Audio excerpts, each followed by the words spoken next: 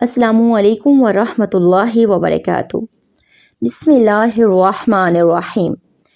आज के इस सबक में हम सूरतुन नूर की आयत नंबर 40 के कुछ डिफ़िकल्ट वर्ड्स जो हैं उनकी अदायगी देखेंगे कि उनको हमने किस तरह से अदा करना है। बिस्मिल्लाहिर्रहमानिर्रहीम।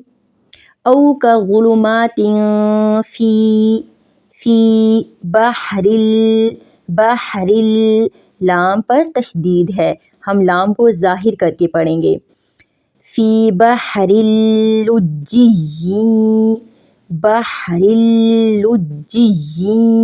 ठीक है। रॉ को लाम के साथ मिलाएंगे, फिर लाम को जीम के साथ, लाम जीम पेश लुज, फिर जीम के नीचे ज़ेर है और या पे तशदीद है, लुज्जी जी या आगे क्या है, तनवीन के बाद या आ रहा है, हरूफे जर मालून में से या आ रहा है, हम क्या करेंगे, इदगाम करेंगे।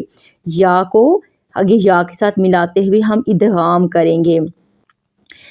फ़ी बहरिल लुज्जी यग़शाहु, या ख़ैन के साथ और ख़ैन को पुर पढ़ेंगे, यग़शाहु, ठीक है।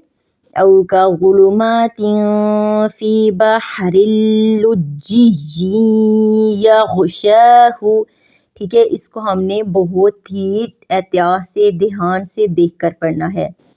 बहरिल लुज्जी यग़शाहु, ठीक है। शीन पर खड़ी ज़बर है, हम इसको 2 हरकत पढ़ेंगे।